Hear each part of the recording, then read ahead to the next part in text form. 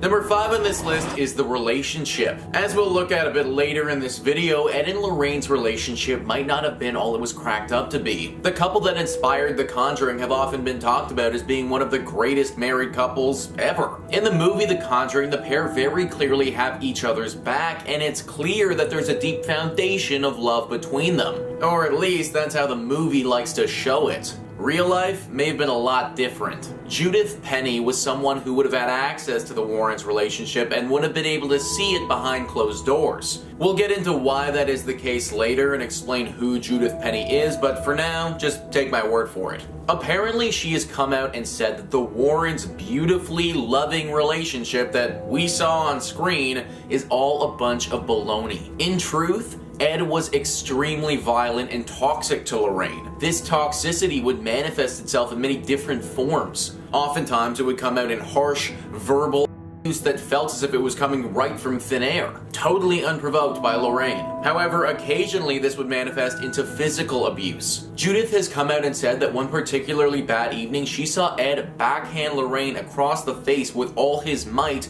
and apparently she lost consciousness. Now, Lorraine wouldn't just sit there and take the abuse either, she would fire her own shots as well. Judith thought that some evenings one of them wouldn't even be waking up the next morning based on how much they were fighting and how intense it would get. This has all the telltale signs of a horribly toxic relationship. The pair were just very good at hiding it. Number 4 on this list is the Amityville horror story. I feel like you've heard this story before, guys. Arguably the most famous of all the Ed and Lorraine Warren cases, this singular case launched the pair onto the main stage as being some of the biggest demonologists and paranormal investigators on the planet. Therefore, it was incredibly important to their image and their brand that this story was believed by the public. Fact of the matter is, though, they made the entire thing up. Ronald DeFeo Jr. was the spark behind this entire story. In 1974, Ronald gunned down his entire family in that home for seemingly no reason. He was later sentenced to life in prison for his crimes and died behind bars at age 69. These murders were brutal though and were heard nationwide. That's why when the next family to move in claimed the house was haunted,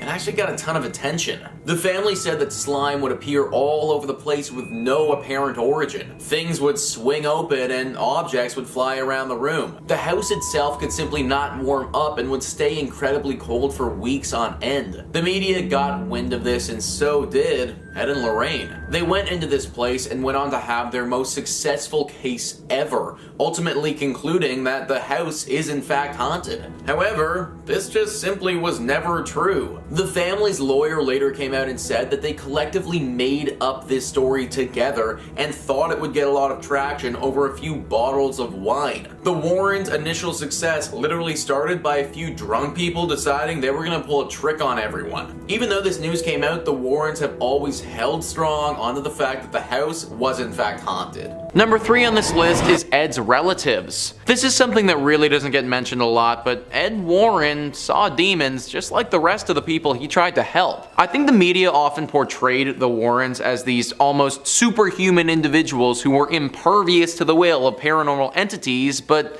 Ed certainly struggled with this growing up and for much of his life. Apparently, Ed would be frequented by the ghosts of long-past family members. These paranormal entities would speak to him and tell him to do things. He was pretty private about what they would say to him, but we know that he did in fact get frequented by them. Who knows what they could have told him to do though, or how long he was seeing these visions. I think the reason that this was kept under wraps for a while was to preserve Ed's image as the person who comes in and saves people from these paranormal entities, rather than potentially somebody who suffers from them as well. Number 2 on this list is Arne Johnson. This is the infamous Devil Made Me Do It case. Arne Johnson killed his landlord in 1981 by stabbing him to death. When he was brought to court though, he claimed that he was not in control of his actions and the devil literally possessed him and made him do it. Now this is pretty serious stuff, so how does Ed and Lorraine Warren fit in? Well, it's been speculated that Ed and Lorraine might have made the entire thing up, which effectively means that they were trying to get a murderer to go free based on a blatant lie by. Johnson had a brother-in-law whose name was David. David was mentally ill. He needed professional help. The Warrens saw this as an opportunity and decided to try and exploit it. They came in and tried to manipulate the family to say that David was initially possessed with a demon and that Johnson came in, told the demon to take his body instead, and saved David from said demon. If the public believed this, then the Warrens would be smack dab in the center of a massive demon case. David and his family would get a lot of money from publicity deals, and the murderer Johnson would get off scot-free. It was a win-win-win for everyone except the justice system. Well, David's family wasn't happy about it after some thinking. They ended up suing the Warrens, claiming that they manipulated them and tried to get a guilty man to walk free, which, if everything that I just said is true, they did actually do. Just another secret that came out that they didn't want to be revealed. And finally, number 1 on this list is Annabelle. In our last part of the series, we were breaking down some of the Warrens' cases and talking about how some of them may have been fraudulent. Well, a lot of you were commenting on that video asking about one of their most famous cases that I haven't brought up yet. Annabelle. The Annabelle doll is one of the most widely known cases that the Warrens participated in and would probably be on most people's lists when it comes to the creepiest dolls to ever exist. This doll even inspired the creation of a horror franchise of the same name that's had 3 separate installments in it. Pretty good notoriety for an inanimate object. Or maybe inanimate is the wrong word when talking about Annabelle. The legend began back in the 1970s when a young nurse named Donna received the doll as a gift from her mother. The doll took up residence on her sofa and at first was a nice and calming little plush toy that had nothing demonic about it at all. Soon things started getting a little bit weird though. Donna would go to work and find things out of place or doors open that weren't that way when she left. Then her and her roommate started finding notes around the apartment. Tiny little scribbled notes on parchment paper that would read, "Help me." Finally, it all came bubbling up when Lou, Donna's boyfriend, was in her apartment one afternoon by himself. The most common version of the story says that he was napping and then woke up to the doll literally trying to kill him, strangling him until he finally had enough strength to throw it off of him. Apparently he even had several scratch marks on him for a few days, but then they went away after that. This is when Ed and Lorraine entered into the mix. They took the story and absolutely ran with it. Apparently, as they were taking this doll, which they had determined was possessed, as they were taking it back to a safe place, it tried to crash their car several times, and only putting holy water on it would stop this interference. Of course, no one else was actually in the car at the time, so we just sort of need to take their words for it. And that's actually the thing with this story. The only actual evidence or proof about this doll is that they told people it was haunted. There's no video of it moving, there's no pictures of it acting crazy. Anytime I've seen it, it just looks like a regular doll. Because of this, we can't say that it's fake, but we also can't really say that it's real either. I will say, after everything we revealed in the last video, I'm starting to have a hard time just accepting what Ed and Lorraine tell me. So honestly, Annabelle being fake could definitely have been another one of those secrets that they just didn't want us knowing about. Starting off at number 5. Annabelle. Now, if you know anything about the Warrens, then you probably have heard about Annabelle, one of their most famous cases and widely recognized relics in their haunted museum. Annabelle's story served as the cold open for the first Conjuring movie, and then she blew up into stardom when she got 3 movies of her own, starting with the spin-off, appropriately titled Annabelle. The story of the haunted Raggedy Ann doll made host to a demonic presence that attacked its owners is a classic horror story, and the films and the Warrens both insist it's based off real events. Well, to a degree. You might have known that Annabelle the movie was based on a true story. A story of a haunted doll, a lifelike creation of plastic and springs and a painted smile. But what if that doll was little more than a creation of the Twilight Zone? The Twilight Zone episode Living Doll details a family that is haunted by a possessed doll brought home by a mother for her daughter. The doll, Talking Tina, tortures a family who brought home the seemingly innocent plaything. Now, a TV show episode about a haunted doll could easily be chalked up to coincidence, although where it gets interesting is that the woman from the episode who purchases the haunted doll is named Annabelle, which seems a little too on the nose to be coincidence. The episode first aired in 1963, a full 7 years before the Warrens first investigated Annabelle, giving them plenty of time to catch reruns of The Twilight Zone. In the Warrens' own haunted museum, there are stories claiming that the last owner of Annabelle before the Warrens suffered a cruel early fate. However, no name or evidence is given to this owner, seeming a lot more like a ghost story to seem scary than any actual evidence. In fact, like a lot of stories involving the Warrens cases, it's very difficult to find any information or sources that comes from somewhere that isn't Ed and Lorraine Warren. Now, there's no outright proof that they did lift the story from the Twilight Zone, but you have to admit it's something to think about. Now, whether or not the Warrens were the real deal is one thing, but I can tell you that top 5 scary is the real deal when it comes to the best scary videos out there. So why don't you toss a little subscribe our way? Number 4,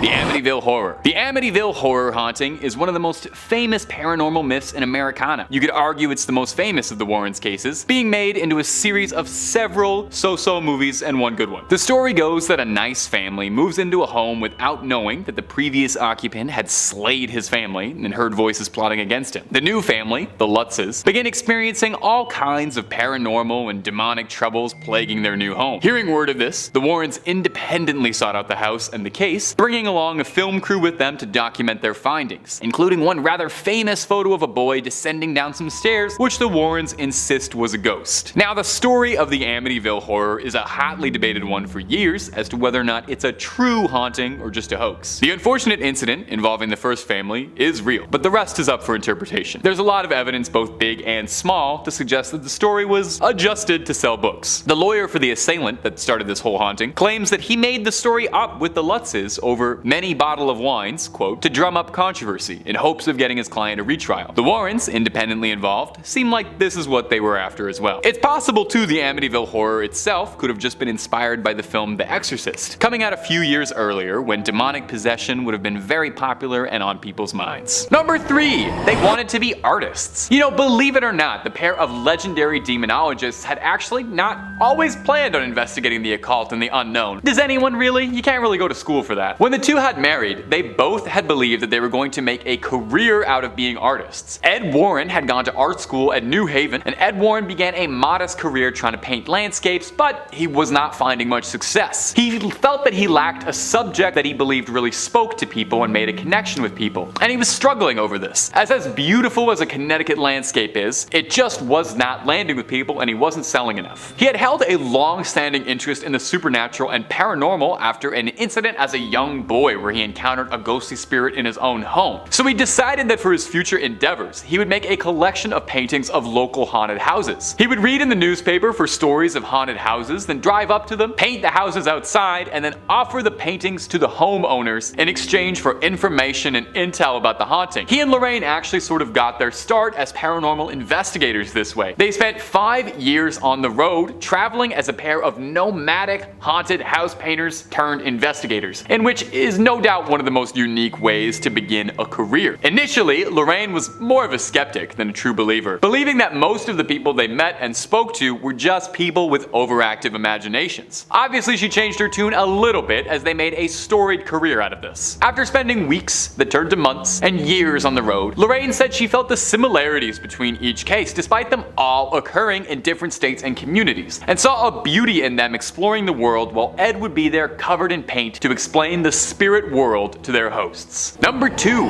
they met real young. For a pair so closely connected to the spirit world, perhaps it was fate that would bring the two together as soulmates. Ed worked at the local movie theater in town and Lorraine would frequent it. One of her friends had told her there that there was an usher there that she thought Lorraine might take a fancy to. Lorraine wasn't much interested in boys at all, and it said that she was solely focused on her schoolwork and found most young men too rough around the edges. But when she bought a ticket, she recalled being charmed by the spiffy, energetic young usher, one Ed Warren. He had his hair coiffed and his pants creased, which in 1943 was the absolute fanciest a youngster could possibly look. Ever the gentleman. After the movie, Ed offered to walk all 3 girls home, but first offered to buy them all a Coke. Listen to that, he's like a regular Archie Andrews, this guy. He dropped a hearty 25 cents getting all 3 girls a soda, which again was the biggest display of wealth anyone in 1943 could possibly have shown off. He walked Lorraine's friends home, and when it was just him and Lorraine, she thought that it might look a bit salacious if he walked her home. She elected to walk herself home to the destination. Ed,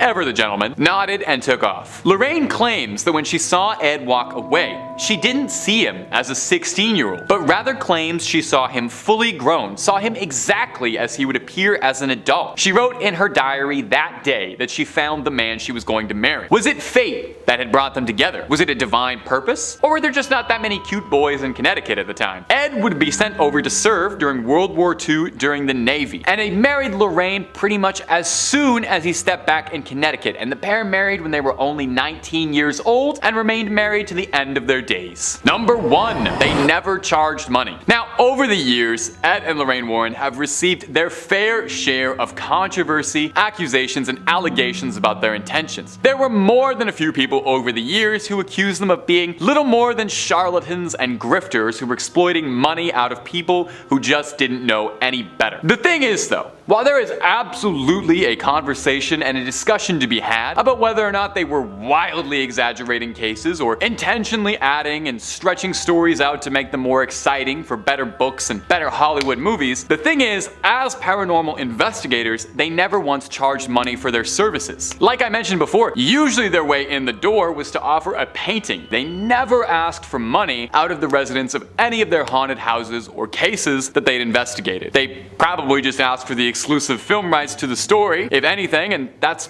probably not even a joke. The way they mostly made money was by traveling to colleges and universities and giving lectures on the occult and paranormality. Ed and Lorraine, despite calling themselves demonologists, and that being the term most commonly associated with them, insisted that they were educators before they were paranormal investigators. That was their main goal. They had always wanted to make people aware of what had existed beyond the veil of our world. They had a goal of discouraging people from getting involved in what they didn't understand, saying that most of the people they met were young college-age couples, and they had hoped that they could steer them towards a more righteous path. This is why they founded the New England Society for Paranormal Research, to uncover mysteries, and ended up working on 100 cases since its founding. Now today, the foundation is run by the Warrens' daughter Judy and their son-in-law Tony Spera, who has taken upon himself to maintain the Warrens' legacy, including running their famed museum of haunted objects. It's closed right now, hopefully just for some rearrangement. Hopefully Annabelle didn't break loose or nothing, but it is hopefully reopening back soon, so you can get back to peering at that collection of haunted relics and cursed objects. Number 5. The Amityville horror photo. The Warrens had been around, claiming to have seen 10,000 cases in their lifetime, but there are few of many cases that got them as much renown and people talking as the Amityville horror case. Way before there were any Conjuring movies, way before it was a smash hit franchise, they were already making tons of movies about Amityville. The Warrens have been in the silver screen since the beginning. Amityville, Long Island was the center stage for the most infamous and strange case in America. In 1974, the house had been owned by the DeFeo family, until one day, Ronald DeFeo Jr. went one by one with a rifle and claimed the life of every member of his family, later going on and telling people that spirits had commanded him to do so. After this horrifying event, a year later, the Lutz family would move in, not much bothered by the house's dark history. You know, in this market, you gotta take a good deal on rent wherever you can get it. During the first month of living there, they realized almost right away that something was wrong. Swarms of flies, banging noises, and spectral apparitions of monstrous animals or phantasmal beings that the real estate agent definitely did not mention. Now, the Warrens were called in as they were experts in the paranormal, and they were called in to investigate the haunting and see if there was anything they could do. They brought with them camera crews and tried to record their findings, most famous among them a photo of what appears to be the ghost of a boy with shimmering eyes staring down from the stairwell. It's truly chilling stuff. Now, it has to be addressed even by skeptic standards. Sorry, we gotta play Scully, can't all be Mulder over here. That there is a lot of debate as to whether or not the Amityville horror was more like the Amityville hoax. George Lutz, the father of the Lutz family, contacted the DeFeo's lawyer, William Weber, and said he was trying to get a book written up about the client. And Weber had told news media that the haunting was all just a story he had made up with the Lutz family over a bottle of wine, in the hopes of getting a retrial, and in the hopes of getting a little bit of change for the Lutz family. So, what do you think? Was this America's most famous haunting, or was it just a fantastic backdrop for a series of okay movies? And my ghouls and goblins, if you're looking for some more terrifying true tales, or tales that ain't so true, from ghosts to cryptids to aliens and a whole lot more, Top 5 Scary has all of that and then way more. Drop a like and subscribe and stay scared. Okay, moving on. Number 4.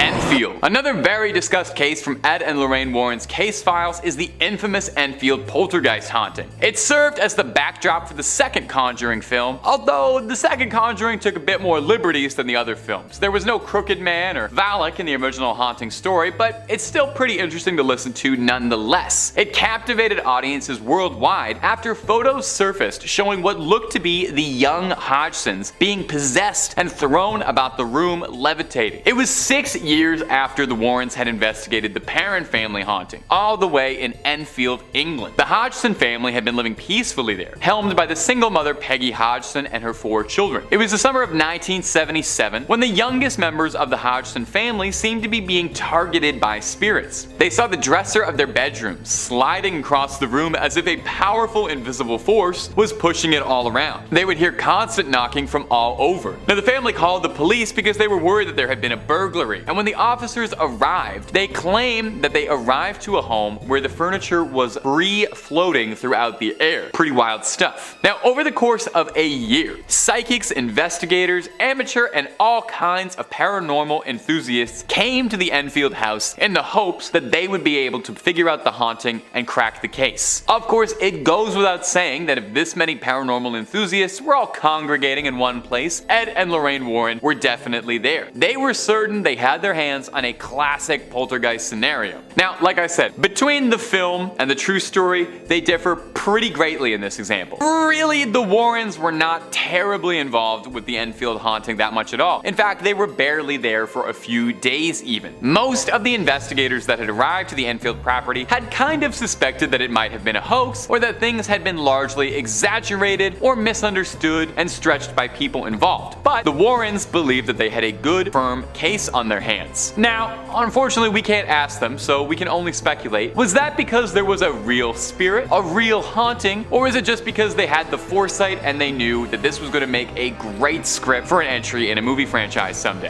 In 1979, 2 years after the first reportings, the Enfield haunting mysteriously stopped. No more sightings, no more reports. Was it ever really there? Number 3. Annabelle. The most famous item in the Warrens' occult museum is of course Annabelle. She has featured in the Conjuring films as well as a few movies of her own, and has made people really think twice about buying any dolls secondhand. According to the Warrens, the doll, who in real life is a simple Raggedy Ann doll, not a creepy looking toy like in the movie that no child in their right mind would ever play with, was given to a nursing student in 1970 by her mother. The doll began exhibiting strange behavior, and the nurse and her roommate contacted a medium who said that the doll was being possessed by the spirit of a woman named Annabelle Higgins. The two took pity on the spirit and allowed it to stay in the doll. The doll began escalating its scary behavior. They threw the doll away, but it somehow appeared in their apartment again, leaving threatening notes. The two contacted the Warrens, who told them that Annabelle was really a demon. The Warrens took the doll away and made it the centerpiece of their museum.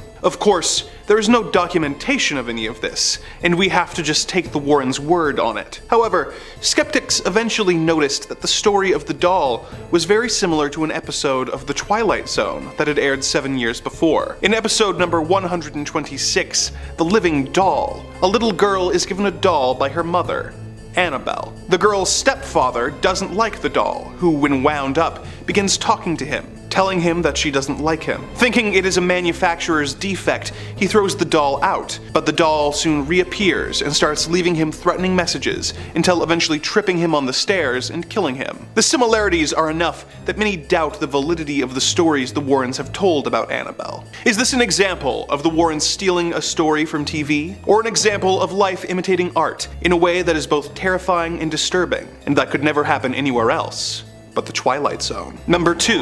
The Haunting in Connecticut. In the late 1980s, Carmen and Alan Snedeker and their 5 daughters and 2 nieces moved into a home in Southington, Connecticut, as their oldest son was suffering from Hodgkin's lymphoma, and they wanted to be closer to his doctors. The home that they rented turned out to be a former funeral home, which made the family a bit on edge, but they chose to stay regardless, as it was difficult to find an affordable home for such a large family. Things began getting strange, with objects disappearing, and the children reportedly seeing a man with long black hair around the house. The eldest son began exhibiting strange and violent behavior, and doctors diagnosed him with schizophrenia. His parents decided to consult Ed and Lorraine. They spent weeks in the house to get the full demonic experience and declared that the home was filled with great evil because the morticians who had worked in the home had been practicing necromancy. They performed an exorcism, and things more or less returned to normal. The story would eventually be adapted into the Haunting in Connecticut film, and the Warrens published a book detailing the case called In a Dark Place,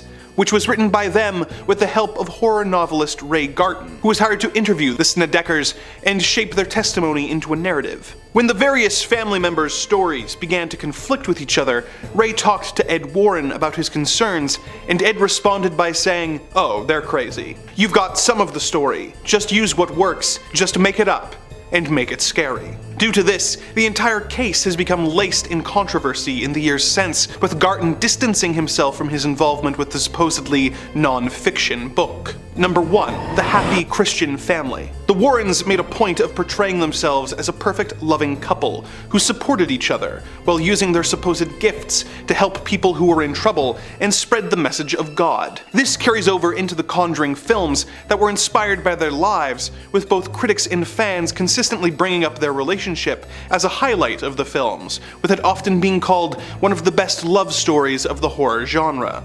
But in real life, they were not quite the shining example of God's perfect couple that they would have you believe. Lorraine Warren had a very large role in shaping how her and her late husband were portrayed on film, with some very specific demands written into her contract. Frankly, a little too specific. Her contract with Warner Brothers explicitly states that neither Ed or Lorraine Warren could be depicted engaging in a physical relationship with in the Conjuring series. Furthermore, neither the husband or wife could be depicted as participating in an extramarital relationship. But why these extremely specific demands? Well, in 2017, a woman named Judith Penny came forward, saying that when she was 15 and Ed Warren was in his 30s, Ed began a physical relationship with her and moved her into his and Lorraine's home, with his wife's knowledge. When Judith became pregnant with Ed's baby, Lorraine, the supposed staunch Catholic, was the one who persuaded her to terminate the pregnancy to avoid a scandal that would ruin the Warrens' careers. As if that weren't bad enough, Judith claims that while living with the couple, they would argue constantly,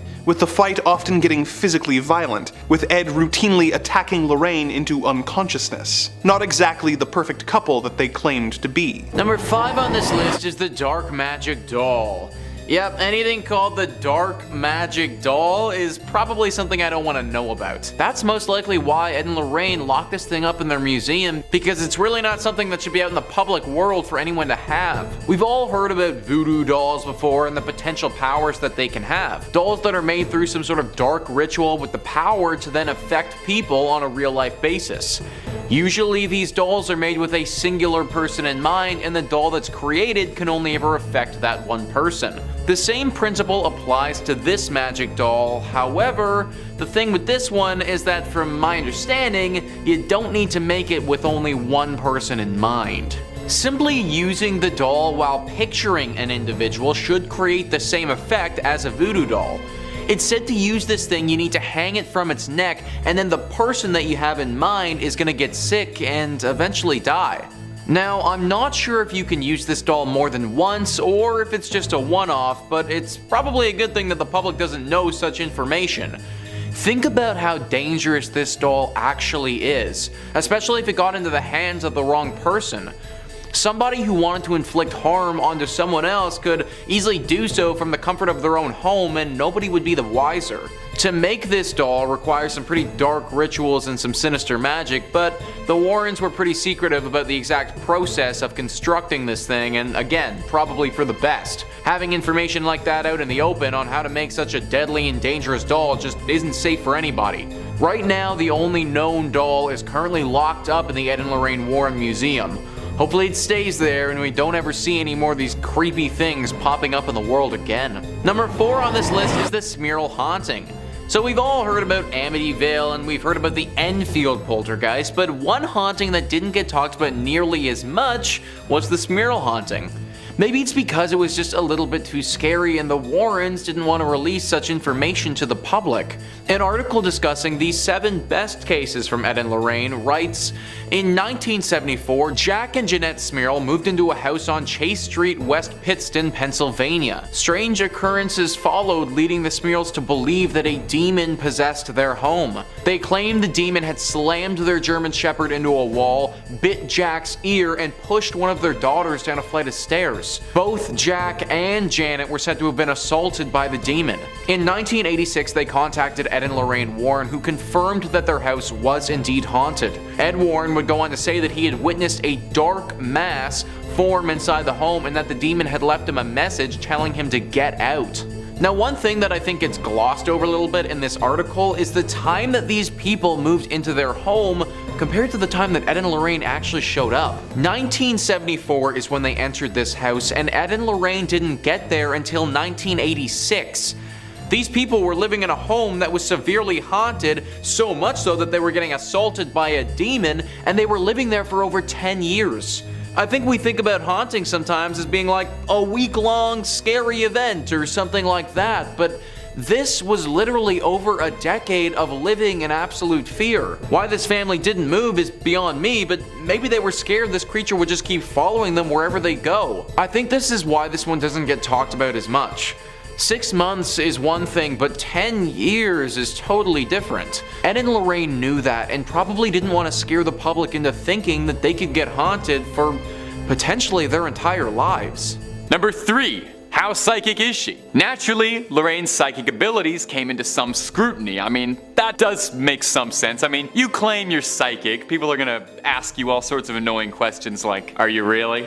No one just trusts you. Interestingly, even Lorraine herself didn't fully believe in the paranormal until she made a career of it. In the beginning, Lorraine was wary of just about everyone they had met, and believed that the people who were reporting these hauntings or describing strange things in their home were just speaking with an overactive imagination, or were just making things up for attention. And save that point for later in the video, because that's going to come up again. It was only after working several cases where she started to notice recurring trends between everything that they'd worked on and all the things that these cases were telling her that she started to believe that what she was doing was real and there was a grander connection to it all. After they started to become more well known for their work on the cases that inspired the Conjuring or the Amityville horror, there was some outcry from people who said that Lorraine was faking this and the two of them were faking it. So to quiet her critics, Lorraine had herself tested by a doctor named Dr. Thelma Moss, who is a parapsychologist studying abilities outside the human experience, researching things like extrasensory perception, the spirit world. Lorraine went for extensive psychic testing, and the doctor had reported that Lorraine was an above average clairvoyant. Ooh, put that on the fridge. In the 80s, Lorraine and Ed were renowned enough as psychics that even law enforcement officers took note of it, and had actually requested for Lorraine Warren's aid on a string of missing persons cases, believing the help of a psychic would be just what they needed, a move that was seen as a bit controversial at the time.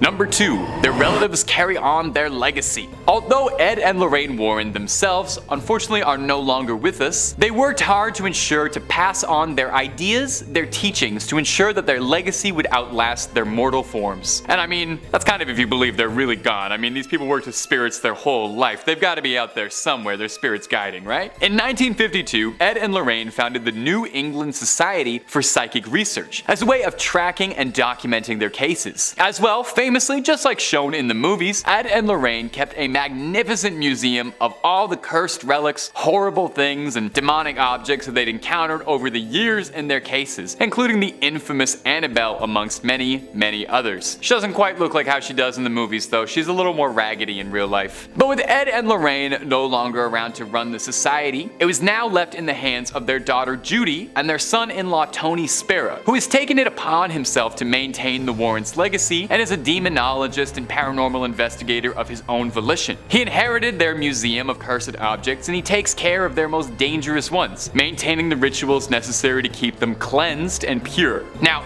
unfortunately, the museum is currently closed at the time of this video, but Mr. Spera is working to get it reopened to the public. Annabelle does tour though, if you're ever looking to catch her in your town. She's got a good agent, I guess, and she makes appearances all over at paranormal conventions. You can take a photo with her. She takes lots of photos with fans. She doesn't really answer too many questions though. She's not a big talker. Spera isn't the only of the Warrens' relatives trying to carry on their legacy, however. Their nephew, one John Zaffis, who I've mentioned a few times on this channel actually, was inspired by stories and tales of his demonologist uncle as a boy and followed in their path, becoming a paranormal investigator himself and opening his own museum of haunted relics just outside of his home, just like his uncle. You gotta wonder if there's any members of the extended Warren family who don't have a museum of cursed relics and if they feel a bit left out. Zaffis' museum, much like the Warrens, is blessed and anointed with holy water and monitored closely by a priest to make sure none of the haunted relics dwelling inside it worm their way loose. Number 1. Maybe it was all fake though. Well, it feels really wrong to end the video on this point, but it also felt really wrong to not mention it all either, and I thought it was either number 5 or number 1, and I settled on number 1 being a better ending. I believe any good skeptic or paranormal enthusiast must always ask themselves the toughest question when it comes to anything supernatural. Was it real, or were they just making it all up, okay? Every Mulder needs a Scully asking those questions. It's been a long-running debate and discussion as to whether or not Ed and Lorraine were really demonologists, or if they were just a pair of very charismatic storytellers, and it was a bit of a complicated ruse to sell a bunch of books and get some movies made. Now, since the Warrens have passed, several stories and more doubt has begun to creep out, decrying the Warrens as nothing more than grandiose storytellers. For one example, the lawyer in the Amityville horror case, who was representing Ronald DeFeo, the assailant who slayed his family, admitted that a majority of the story involving the infamous haunting was all just that, just a story generated under his own admission that he made up over a bottle of wine with the Lutz family, that's the family that moved into the alleged haunted house, as a way of cooking up the story a little bit in the hopes of getting a retrial for Ronald DeFeo. Another example that came out was the haunting in Connecticut case. Very famous case, the Warrens wrote a book on it, there were a few movies made. The Warrens' book detailing their experiences with that case was called In a Dark Place. It was co-authored by Ray Garton, who was a horror novelist who was asked to help out and punch up the novel a little bit. Garton had a bit of an issue though, because he said when he was interviewing the family involved in the case, he found that their stories didn't match up, and frequently they were contradicting each other describing the haunting. Garton asked Ed Warren for advice on what he should do about it, and Ed gave him this response saying, "Oh, they're crazy. You've got some of the story, just use what works and just make the rest up and just make it scary." Or what about the Enfield case, the basis for the second Conjuring film, which was greatly exaggerated, as the Warrens only arrived for a single day, uninvited, and were then sent away by the family. Ed Warren told another investigator working the case that we could make some serious money off of this one. And seeing how much money the Conjuring franchise has made, well, it seems like you don't need to be a psychic to see that maybe the truth was getting in the way of a good story just a little bit. Real or not, you cannot deny that the Warrens have a lasting legacy, an entertaining one, and are fascinating to read about. And no doubt we'll be discussing them on this channel and in the world larger for years and years to come. In 5th place, their origins in the profession. Honestly, before today, I never really dug too much into the personal lives of Ed and Lorraine Warren,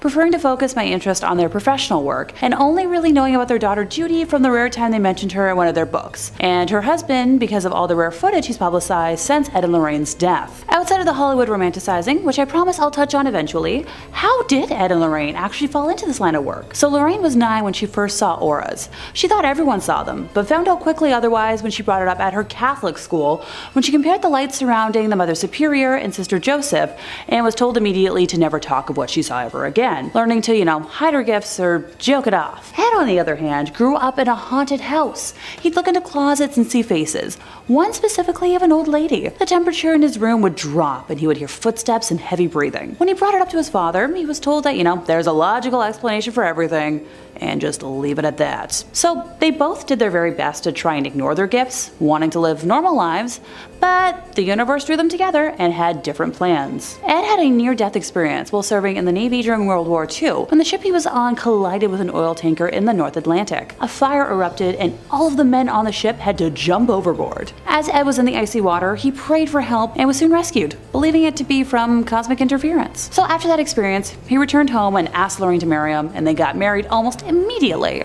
After the war, Ed took up a profession as a fine arts painter, with the duo traveling from fair to fair fair to sell their wares, and eventually this became helpful during the beginnings of their work. They would research houses they believed to be haunted, and then, go to that house.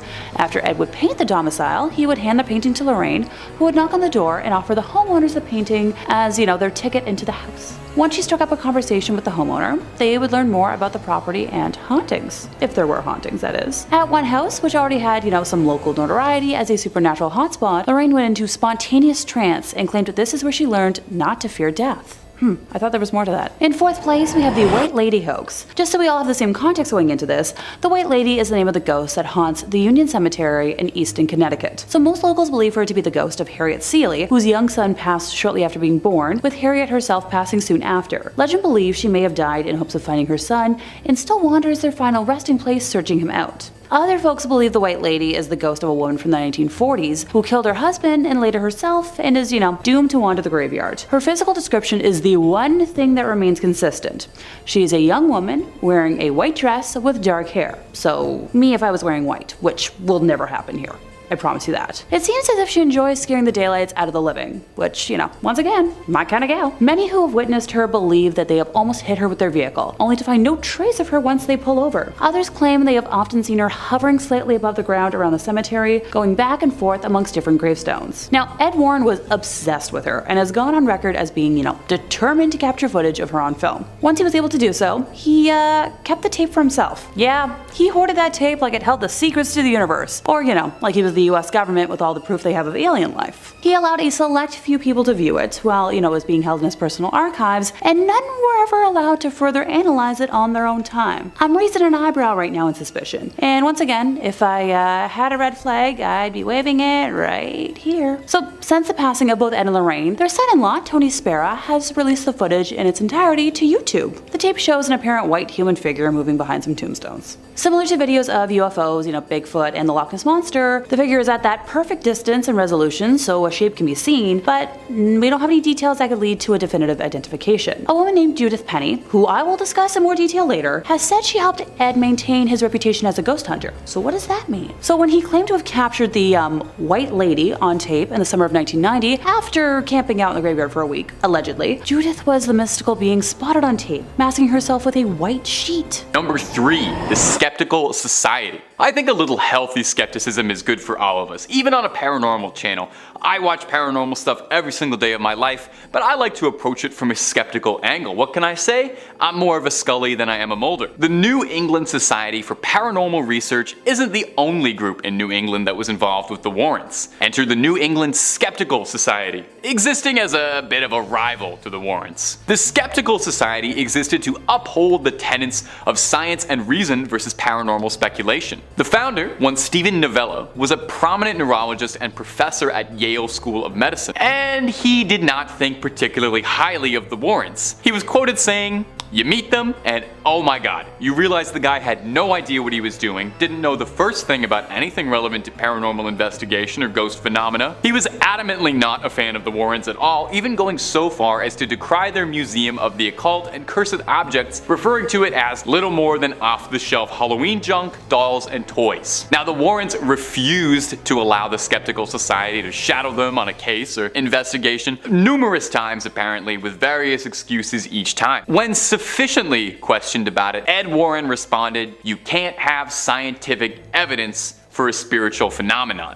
An outright investigation by the society printed in a newspaper read, "The Warrens claim to have scientific evidence which does indeed prove the existence of ghosts," which sounds like a feasible claim into which we can sink our investigative teeth. Now, what we found was a nice couple. Some sincere people, but absolutely no compelling evidence. Number 2, the White Lady Ghost. Continuing on with the Skeptical Society, the frequent detractor of the Warrens, many critics of the Warrens have noted their consistent lack of evidence for their cases. They've got a museum of cursed objects and haunted relics, but they don't seem to have any actual hard evidence of ghosts. The most prominent bit of evidence that they've ever put forward was a photo from the Amityville horror case allegedly depicting a ghost descending a staircase, but there is a lot of evidence to suggest the Amityville case was a fraud as a whole, and should probably be questioned reasonably. One infamous ghost Ed Warren claimed to have seen was that of the White Lady ghost, a ghost dressed in all white that haunted the Union Cemetery. Stephen Novello repeatedly questioned Ed, saying that if they had this video footage of a ghost somewhere,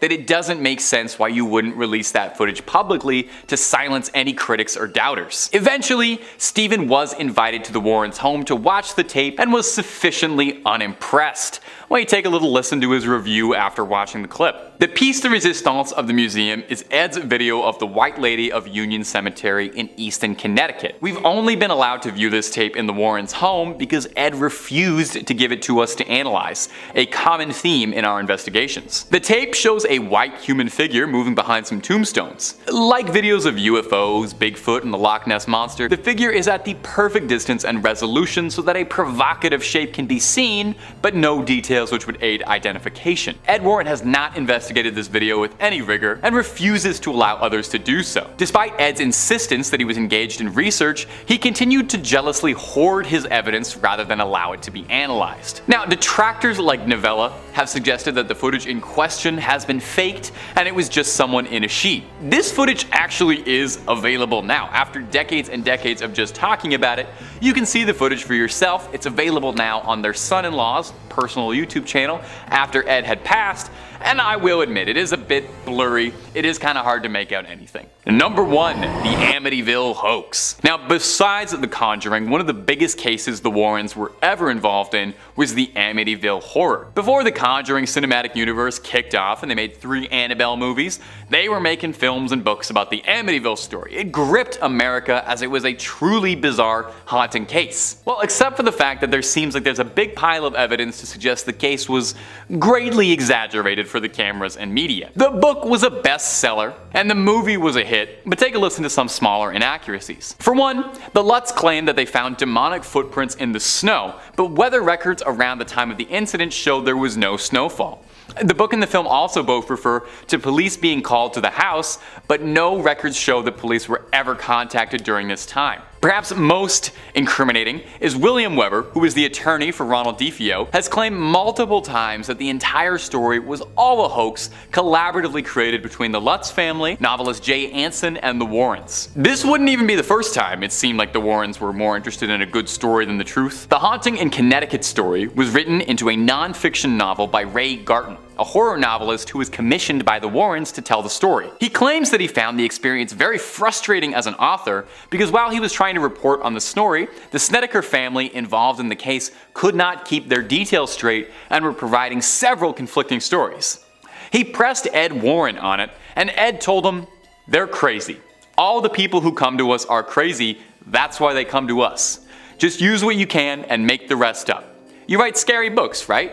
Well, just make it up and make it scary. That's why we hired you." Number 5, the White Lady ghost. Among the Warrens' career of demonology was this peculiar case involving a local Connecticut legend, the White Lady ghost of Union Cemetery. Whoosh, that's a doozy of a title.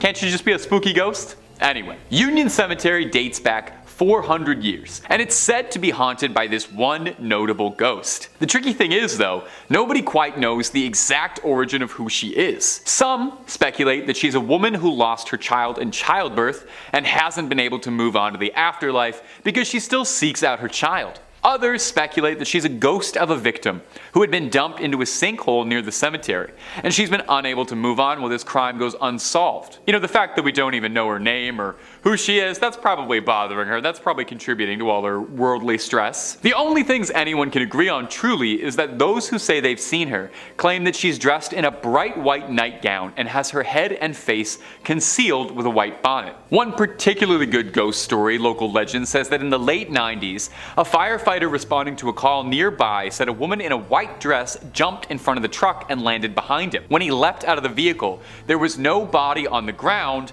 but a dent in the hood. Naturally, such a popular local ghost story caught the attention of Connecticut natives Ed and Lorraine Warren, and this never-before-seen footage was released by Tony Spera, their son-in-law, and it's Ed filming the cemetery looking for proof of the White Lady. We'll play some of it for you now so you can get your eyes on it and you can try to make out what's happening. Ed Warren claims that in the footage you can see see the ghost walking behind him in the shadows and turning to look at him. Lorraine Warren once said this evidence was so important that it had to be locked away to be studied by the New England Society of Paranormal Research. And I don't want to pop anyone's balloon here. It looks to me like they locked it away because it's not really that impressive. I personally couldn't really see anything in this, but let me know down below if you think this is smoking proof of a ghost walking through the graveyard, or if it's just some blurry lights through the fog. And if you're looking for more ghost videos, stories about Ed and Lorraine, hauntings, possessions, exorcisms, and basically anything freaky, Top 5 Scary has all of that and then some on top of it. Click through, subscribe, and like, and I am certain you'll find something to suit your fears. Stay scared. Number 4, the museum tour. If you want to go to the world's foremost collection of haunted relics and cursed objects, there's probably no room more affected by evil than the legendary collection of the Warrens' Haunted Museum of souvenirs from their case files. Now, sadly, as of this recording, the museum is currently closed down and hopefully reopening someday soon, but in the meantime, you can take a little digital tour. As this footage posted by the Warrens' son-in-law, Tony Spera, shows Ed Warren giving a guided tour of some of the more unique and memorable haunted artifacts resting in that Connecticut garage. Now, the full video is definitely worth a watch if you're a fan of the Warrens, since it's about as close as you'll be able to get to walk around the museum these days.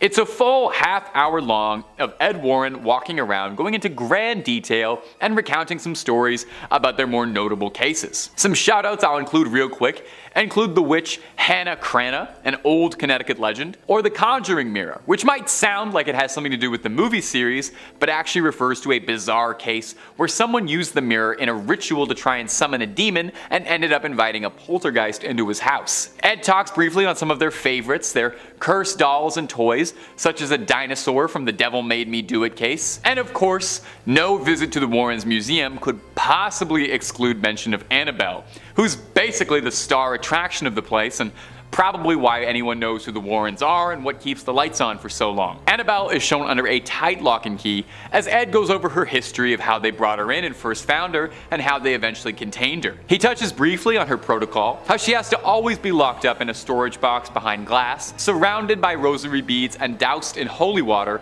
in an effort to keep the evil inside of her tucked away. And just a quick little small aside here from me. If a spirit is so powerful and so malevolent that it's able to possess a doll and contain unspeakable evil and attack humans, how is it thwarted so easily by a little bit of glass? I mean, I guess it's still a doll, it doesn't get demon strength, but I didn't know the solution for dealing with demons is the same way you deal with like a dog that's being kind of troublesome. You just put something around them until they can behave. Anyway, moving on. Number 3 on this list is Judith Penny. Ed and Lorraine Warren were married right up until Ed died back in 2006. The couple had been together for a long time and shared quite the life together. I mean, think about all the crazy things that they did. I highly doubt that many people can say that they stopped ghosts around the world and became famous together. While they were at the height of their success, they looked like a power couple. A real duo that you wouldn't want to trifle with. Ed and Lorraine Warren together taking on the world one ghost or possession at a time. Well, during all of that, although it looked like it was just the two of them, there was actually a third. Judith Penny has come forward and said in a sworn statement that she had a relationship with Ed Warren for 4 whole decades.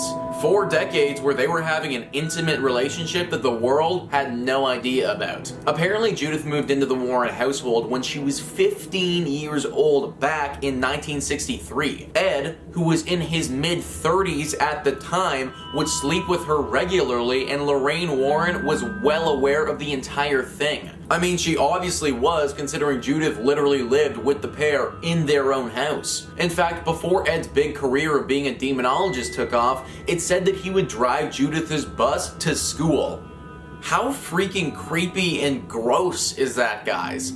Literally her school bus driver, but also her lover while she's 15 years old. This relationship apparently went on until 2003, 3 years before Ed finally passed away. Obviously, the Warrens didn't want any of this getting out to anyone and kept it very hush-hush. She even had to have when she became pregnant with Ed's child, and that was kept under wraps. What we thought was this power duo was actually a sick and twisted trio that we knew nothing about. The Warren family, before Lorraine died, came out and said that they had no knowledge of the alleged conduct. Number 2 on this list is the Lady in White. The Lady in White was a ghost that was said to haunt the Union Cemetery in Connecticut. This was another one of the Warrens' most famous cases and gained a ton of notoriety.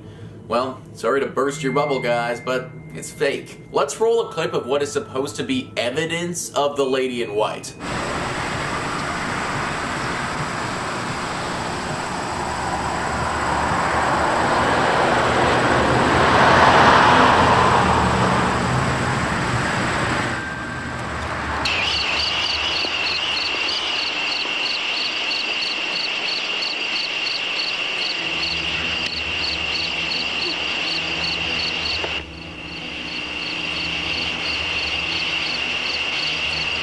So first off, where the hell is the ghost there, and how on earth did this qualify as proof? Like, frankly, I hardly see anything at all, but even if I did, guess who's behind it? Judith.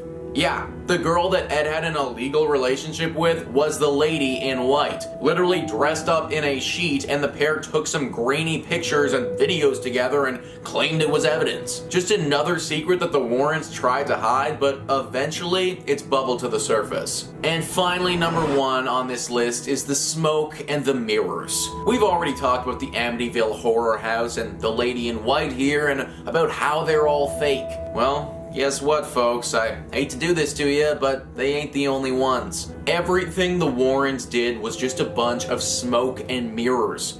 This Smurl haunting saw other experts come in and look at the space.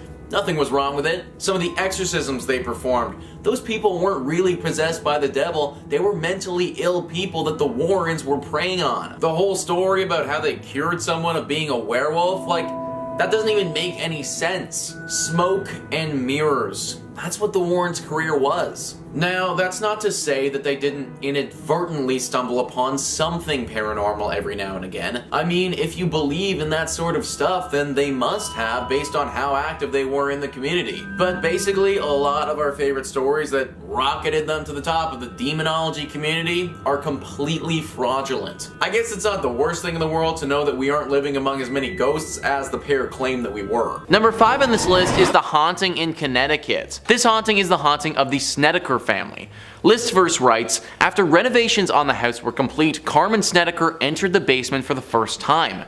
There, she found embalming equipment and body tags with the names of the deceased.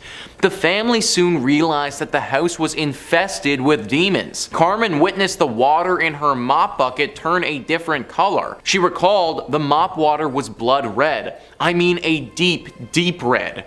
It made my skin crawl. The middle son said the lights were coming on and off and on and off even though there was no bulbs in it. Ed and Lorraine Warren assisted in performing an exorcism on the house, which has brought closure to the family. Since then, no further paranormal activity has occurred. The Snedeker family remained in the house for 2 more years before they relocated to Tennessee. So guys, all of this is well and good, and it's what the Warrens want you to believe. Is it true? Probably not. You see, they had someone come in and write a book about the events that happened here. He went in and interviewed the family multiple times, and it turns out that they couldn't keep their story straight at all. They were all over the place, and it felt like nobody actually knew what happened.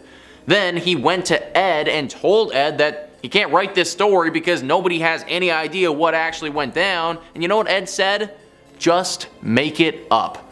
That's literally what happened, guys. The story about this place is just made up, and it was probably never even true to begin with. Also, while literal mop buckets were filling up with blood downstairs, the upstairs neighbor was totally fine and just living their life. Seems kinda strange that the demonic possession would differentiate between floors, but I guess that's what the Warrens want you to think. Number 4 on this list is the Vampire Girl. Now this is one of those cases that, if it's true, doesn't get enough of the limelight. The Warrens have dealt with werewolves before, and we actually looked into the South End werewolf and what it's all about in one of our previous videos. But this vampire case, it never really gets talked about. The Warrens were brought in to deal with an 18-year-old girl who was going down a path of vampirism. This girl was very interested in death and the underworld. She started performing satanic rituals by herself and, as you'd expect, ended up becoming possessed. The possession was clearly vampiric in nature and the demon was hungry for blood. It's said that she would wait in cemeteries for unsuspecting victims and then attack them right when they got there. It was reported that 16 people were bitten by this girl and she would actually drink their blood. To my knowledge, nobody was killed, but there were obviously some pretty serious injuries involved. Now what strikes me as odd is why this case hasn't been discussed more. It almost feels a bit like a secret because it's never brought up and largely forgotten about. Yet, when you consider what actually happened and the events that transpired, this is one of the most shocking things they ever did. The fact that we don't bring up this case and talk about it more actually leads me to believe that if there is any truth to be had in the Warrens' exploits, it might be here. Maybe they were actually trying to protect the world from the truth here. The truth that vampires are potentially real. Number 3. The Haunting in Connecticut. The Haunting in Connecticut, although not officially part of the greater Conjuring cinematic universe and its several sequels, is nonetheless a very famous American haunting, detailing a poltergeist and, well, take a wild guess where. The story goes that the Snedeker family purchased a home near a hospital where their son was receiving treatment without knowing the home was formerly a funeral home, and were then exposed to all sorts of hauntings, strange sounds, possessions, the usual gamut of spooky stuff. The story was adapted into a film, The Haunting in Connecticut, which Lorraine Warren took great umbrage with, claiming that it was sensationalizing the real story and making it out to be something it's not. Which is very ironic. The Warrens themselves helped pen a book about the haunting called In a Dark Place. The book was written by the Warrens and co-authored by Ray Garton, a horror novelist who was brought in to help shape the story. However, after the experience, Garton spoke out about writing the book, saying that when he interviewed the family, multiple stories just wouldn't add up and they would all provide different accounts of what was happening. He brought this concern to Ed Warren,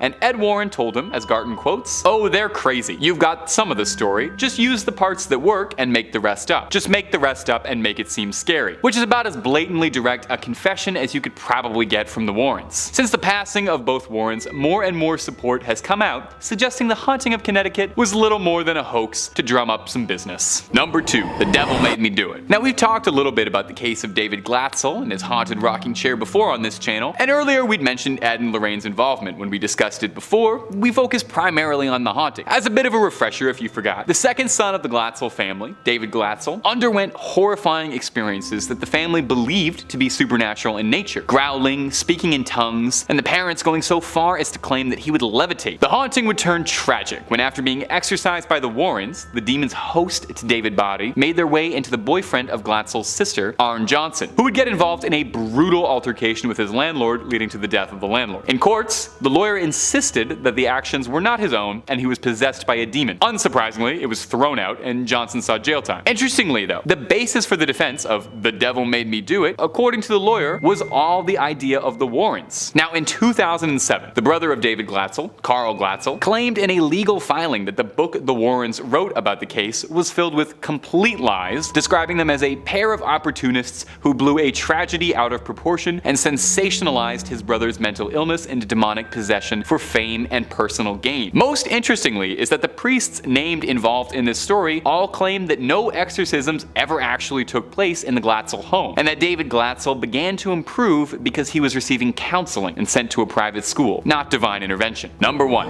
The Enfield Haunting. The Enfield Haunting was a famous paranormal investigation in London, England during the late 70s. The two daughters of the Hodgson family claimed that they were tormented and possessed by a poltergeist, causing them to speak in demonic voices, moving things around, and so forth. You know, the usual greatest hits of a poltergeist. The haunting story has come into some scrutiny as the years go by. For one thing, most of the haunting and most of the paranormal activity only ever seemed to occur around the young daughters, and not when anyone else was around. The youngest daughter of the Hodgson family has even later gone on to admit that she made up some of it. Now, the Enfield haunting served as the basis for the second Conjuring film, which centers the Warrens as brave heroes who step in to right wrongs and banish what other sinister otherworldly forces have invaded this once peaceful London home. Now, the film obviously has to embellish things just a little bit, as most Hollywood adaptations are wont to do, but in this case, they really stretch the truth. While the film showcases the Warrens as tireless do do-gooders who stayed round the clock to tend to the Hodgsons and protect them from evil. In actuality, Ed and Lorraine Warren only visited the Enfield residence for a single day. They were uninvited, which is worth noting. Allegedly, one of the other paranormal investigators who was at the Enfield haunting, and I swear I looked this up, this is apparently his real name, Guy Playfair, that's a real name and not a Metal Gear Solid boss, okay, sure. Anyway,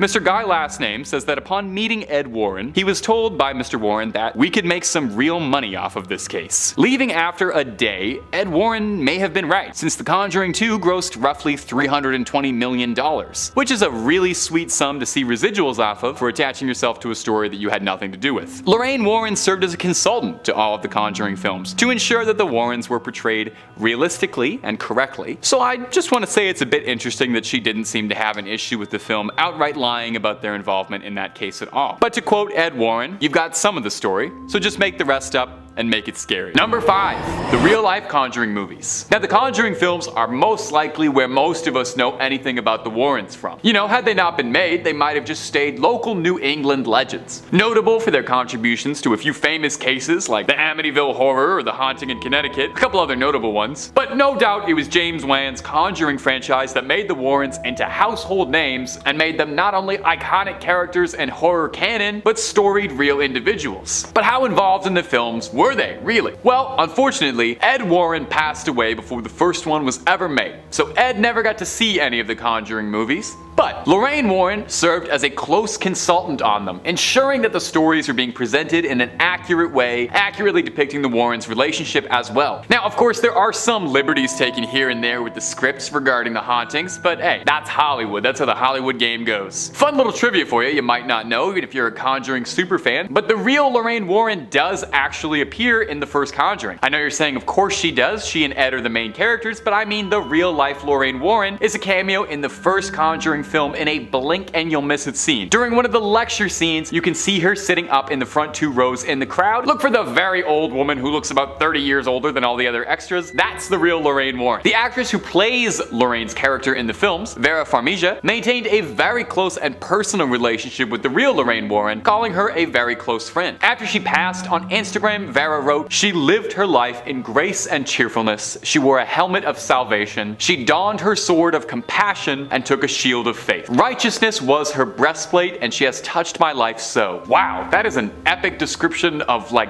anybody. That sounds like a hero from World of Warcraft, let alone a ghost investigator. And hey, my ghouls and goblins. If you're looking for more scary content, where else could you possibly go? You are already on Top 5 Scary. If you want more stories about the Warrens, cursed items, ghosts, cryptid, aliens, and a lot more, click subscribe and stay scared, okay? Number 4. So what was real and what wasn't? Now, like I just said, The Conjuring is no doubt the most famous story involving the Warrens. But let's take a little look at how accurate the movie was to the real-life case. In 1971, the Perron family moved their 5 daughters out to their new farmhouse property and claimed almost immediately after moving in that they began to notice paranormal and supernatural occurrences. The eldest daughter said, "Whoever the spirit was, she perceived herself to be the mistress of the house, and she resented the competition my mother posed for that position. Ookie spooky." So there was a jealous spirit who had some serious spectral beef with Miss Caroline Perron. According to the family, every morning the house would smell like dead bodies. Okay, I've lived in a few places like that. But what was really eerie is that Caroline Perron claims she saw a spirit in her bedroom. "I was in my bedroom about 5 o'clock in the morning when I had the first visit. I opened my eyes and I saw the most frightening thing I have ever seen in my life. It was a very tall woman. Her head was like a sack of cobwebs with little tendrils of hair hanging out." Oh, I'm sorry editors for whatever pictures you're gonna look up for that one. Sounds like they cleaned Bethesda up for the movie, to be honest. Fun fact, Bethesda also was not made up for the movie, because there was a real-life Bethesda Sherman buried nearby who lived next door to the infamous farmhouse. Now, whether or not she was a Satanist and a witch who sacrificed her child, that much we don't know. But there was really a real-life Bethesda Sherman who lived right next door to the cursed farmhouse. Now, probably one of the bigger differences between the film and the real-life case is that in the film, Ed Warren saves the day and heroically performs an exorcism. But in real life, Ed never performed exorcisms, as he wasn't a priest and it would be crossing a line. The pair were devoutly religious and believed that those without religion were more likely to be attacked by demons. Now, in actuality in the Perron house, Roger Perron actually kicked out the Warrens, and he said that they were making his wife's health much, much worse. The Perron family stayed in the house for 10 more years, allegedly undergoing non-stop hauntings for a decade. But man,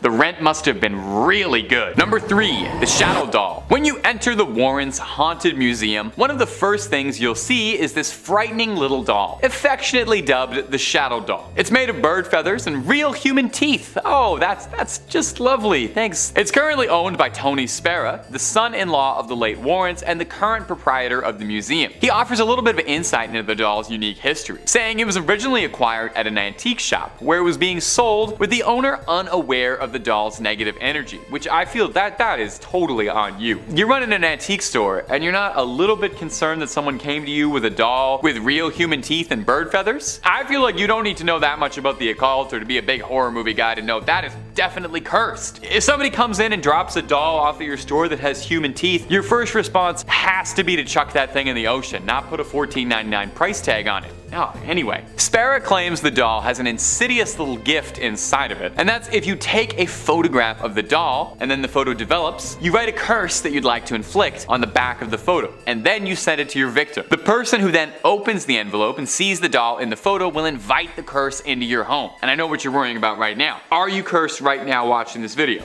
Nah, you're good. I think digital photos are fine, and besides, I would never write any curses on any of these photos. And if I was ever gonna curse you, I would curse you to always make the right amount of pasta and have your crush text you back. I would only curse you something real nice. Now my big question about the Shadow Doll is, do you think it gets jealous having to share museum space with Annabelle? How hard must it be to be the second most famous cursed doll in a museum of cursed dolls? People come in all day to gawk at your movie star sister, get autographs and selfies with her, and you just have to sit and stew. No wonder the doll is cursing people. I think it's got some repressed aggression. Number 2, the Southend Werewolf. This is maybe one of the odder cases in the Warrens' history, which is really saying something since the only thing the Warrens ever investigated was incredibly odd cases. This one was back in England again, in Essex. The Warrens got word of a particularly unusual case. This wasn't a haunted house or a poltergeist or a suspected demon possession or anything. This was someone claiming they had come down bad with a case of lycanthropy. There was a bad moon rising over Essex. A carpenter by the name of William Ramsay had claimed that since his youth, he had been cursed into transforming into a werewolf. Not every night or on full moons, but seemingly random times, the spirit of a wolf would overtake him and he would go feral. It hurts seeing someone live out your childhood dreams like that. He claims that he's been plagued his whole life, and his first transformation occurred when he was a boy. He was playing outside when he felt an icy breeze coming over his skin, freezing his sweat to his skin. He then said he felt a primal bloodlust and hunger coming over him, and he was overwhelmed by a pungent, awful odor. He flew into a fit of rage and found himself shredding a fence post with the fence still attached and chewing at wire mesh. Now for years he wrote this off as a strange incident. You know, something that every boy goes through when you're growing up. Puberty's a strange time. It wasn't until 1983 that the wolf came out to play again. William was out at the pub with his friends when he felt that familiar chill come over him. He felt the sweat freezing to his skin and excused himself to go to a bathroom, and claims that when he looked into the mirror, all he saw back was a wolf's unmistakable snout and yellow eyes staring back at him. He called a cab home but had to be held down by the driver because he was thrashing and lashing out at the driver and other passengers. Eventually, he composed himself, I think they gave him a milk bone, and he tried to live quietly after these incidents. It was in 1989 when Ed and Lorraine got wind of the case. They invited him to get to Connecticut for a personal exorcism. I thought it was silver bullets that dealt with werewolves, but I guess that's probably a more permanent solution. Exorcism was probably the right way to go. Initially, William was skeptical, which I find kind of interesting. You turn into a werewolf, but you're skeptical that an exorcism will make a difference? Anyway, he ended up visiting, and reports claim that after a long night of violent thrashing, the wolf was finally exorcised, and since then, William Ramsay was able to find peace. And number 1,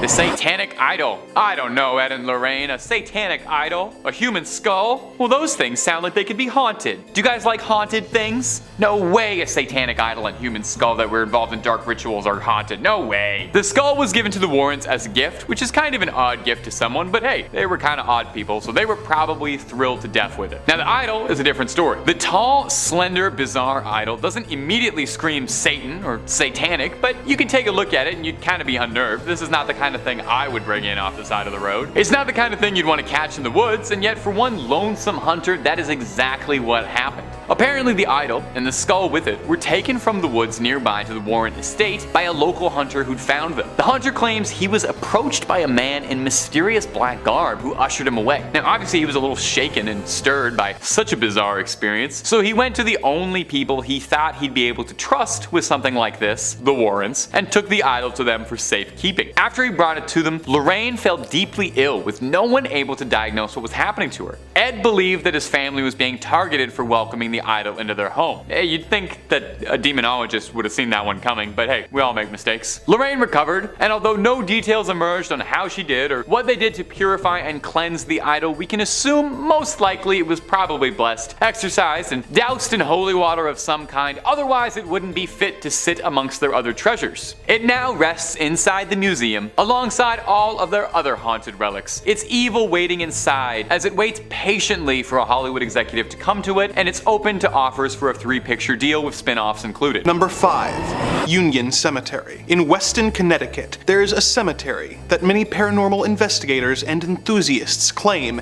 is one of the most haunted locations in the entire state. As legend goes, many years ago, a man was driving down the road when a woman suddenly appeared in the middle of the road. The driver didn't have time to stop or slow down and struck the woman, but when he pulled over to try and help the woman, she was nowhere to be seen. Since then, several people have reported seeing the woman in white wandering around the cemetery grounds. Some believe she is a woman who lost her son and is still searching for him, while others believe she may have been a jilted bride who took her own life. Either way, it is a local legend that draws a lot of visitors to the town. Oddly enough, this cemetery is just down the road from the home of Ed and Lorraine Warren, and they claimed to have spent a large amount of time trying to find evidence of the White Lady. In 1990, Ed claimed that while he was staying overnight in the cemetery, he saw the bride. As he described it, "I heard a woman weeping, and I looked out and saw hundreds of ghost lights floating around and forming into the figure of a woman. I couldn't make out facial features."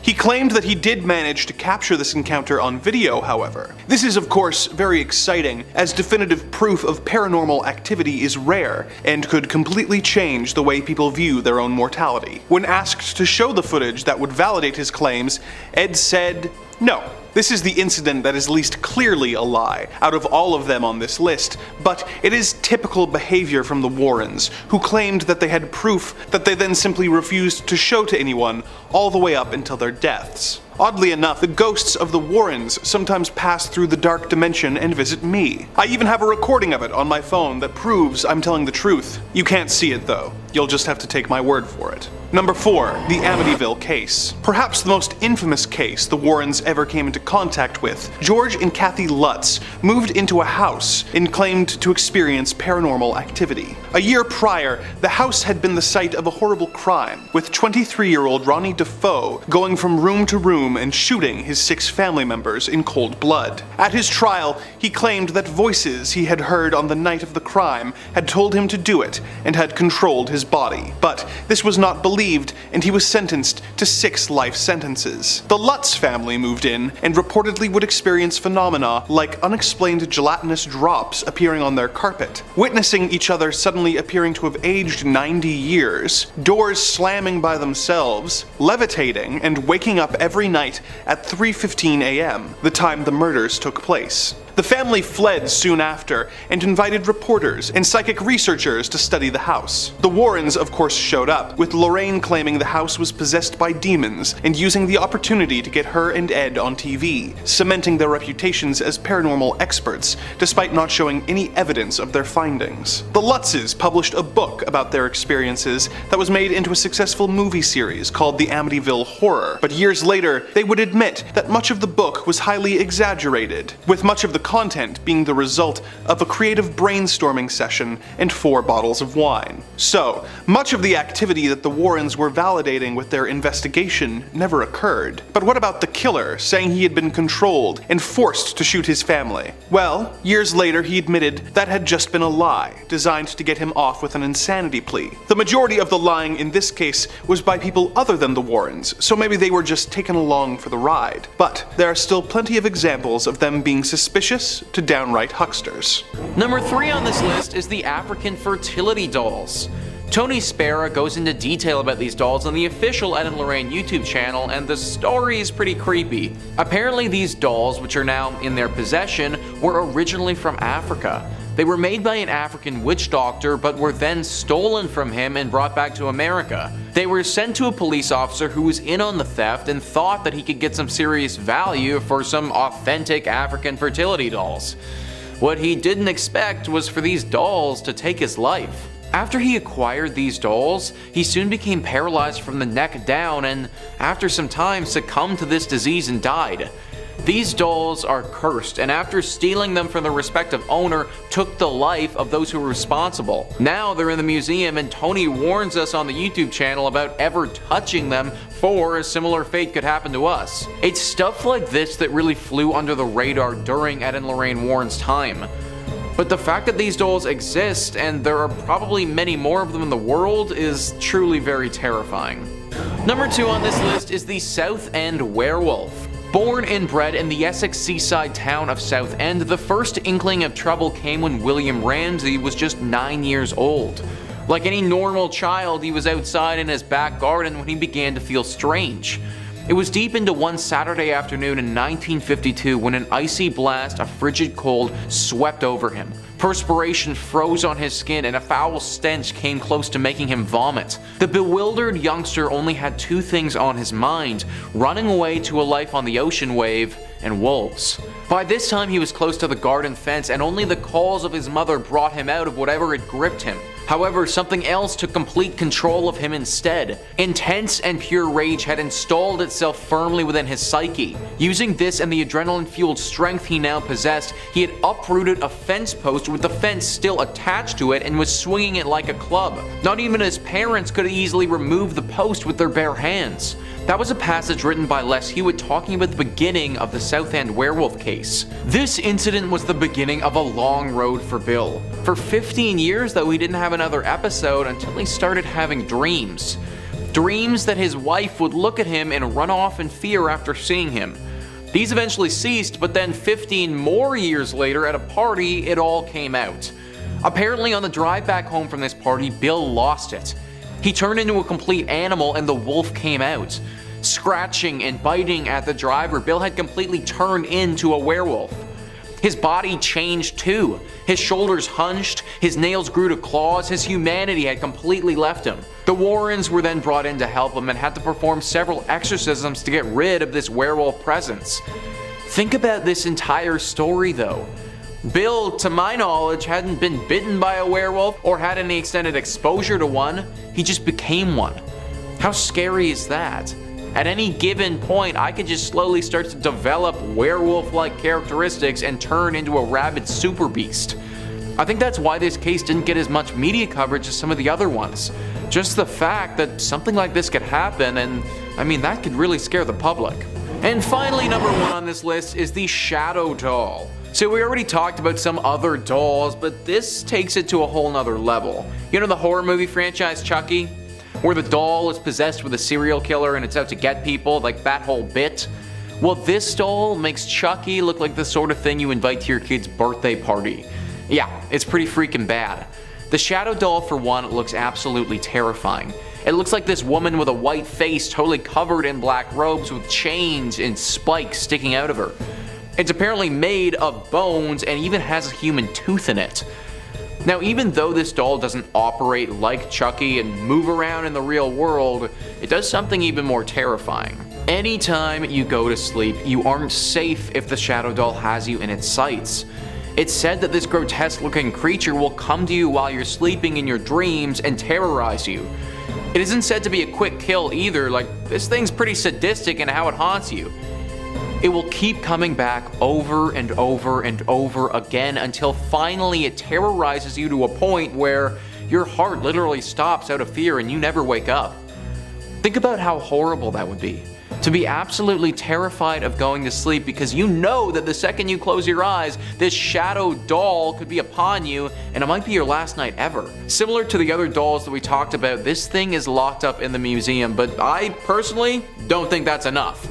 I know that the Warrens like to show this stuff off, but honestly, screw it. This thing is far too dangerous. Burn it with some fire, and let's be done with it. Number 5. Ed Warren's haunted house. Ed and Lorraine probably spent more time inside haunted houses than most people spend inside regular houses. As the world's most storied demonologists, they certainly knew their way around a haunting. Was it their calling, perhaps? Ed Warren would disagree, saying he thinks a calling is something lofty and majestic in his own words, but rather he thought that it was something that in fact guided him to becoming a warrior of the spirit world. Perhaps it was a twist of fate from the start that made Ed pursue his career in demonology, as the first house he had ever lived in as a boy was a haunted house. Makes sense, right? In fact, Ed Warren's first ever reported interaction with a spirit was when he was just a child. The Warren family landlady, who Ed Warren described as not particularly nice, hated kids, dogs, cats, and would sit by the window and yell at neighborhood kids. She lived above them and would pass. Ed describes an encounter when he was a young boy where he went upstairs and saw his closet door swing open by itself. Inside the closet was a small, floating dot of light that began to grow and grow and grow. In a few seconds, the light grew to the size of a person and manifested as the landlady, wearing that same scowl that Ed would recognize. Ed ran down and told his father what he had seen, who had told him to just forget it and never tell anyone. He wouldn't tell, but he certainly would not forget. And Ed Warren credits this incident with being the inciting event to inspire him to research the paranormal and to study the things that live beyond our world. Soon after this event, he would start to be reached in dreams repeatedly by dead relatives he had never met, including an aunt who would send him messages about his future, offering him guidance, and telling him that one day he would walk alongside priests but would not become one himself. He was attending a Catholic school while also living in a haunted house, a fact which amused him greatly as a boy. He said, although he didn't like going to church, he would pay extremely close attention to lessons about spirits and demons, as he knew it was going to be incredibly important in his life one day. And my ghouls and goblins, if you're looking for more facts and videos about Ed and Lorraine Warren, the cases they've studied, cryptids, aliens, and just about everything weird and unusual, Top 5 Scaries got all of that, and then even more on top of that waiting for you. So click on through, find something freaky, creep on creeping on, and subscribe, maybe. Number 4. Lorraine's abilities. Much like her husband Ed, Lorraine would know from a very early age that the spirit world was reaching out to her. Barely even 3 blocks away from Ed Warren, Lorraine lived. Was it fate that had brought them together? Some divine purpose? Or a happy coincidence because they lived pretty close together? Lorraine Moran had a knack for extrasensory perception, and as a young girl had believed that everyone had this sixth sense that they had access to. She didn't know that we're not all psychic. Sorry, Lorraine. At the time, Lorraine was attending a private all-girls academy, and one Arbor Day, the nation's favorite holiday and every child's favorite holiday, her class was planting trees outside in the front, and Lorraine found herself distracted. She describes how as soon as the girls in her class had planted the sapling, she looked at it and saw it not as a sapling, but rather vividly saw it as a completely full-grown tree, with its branches stretching outwards into the sky, its leaves blowing and falling. Lorraine said it was indistinguishable from the real thing, not like a hallucination, like she could see it right in front of her. She said she couldn't even tell that it was a second sight. She was completely lost in the majesty of the tree when her teacher asked her what she was doing looking so intently. She said she had been staring at the full-grown tree. Her teacher, confused, asked her if she was seeing the future, and rather matter-of-factly, Lorraine responded that yes, she was. Although Lorraine thought answering honestly was the right thing to do, she was sent to a weekend church retreat to pray and pray and pray away her delusions. Lorraine learned rather quickly to keep mention of her extrasensory vision to herself, as most people in small-town Connecticut didn't quite understand her abilities. It wouldn't be until she was 18 years old and met Ed Warren that she would find a confidant who understood what she saw and how she could use her gift to help people. In third place, we have Catholicism as an undercurrent.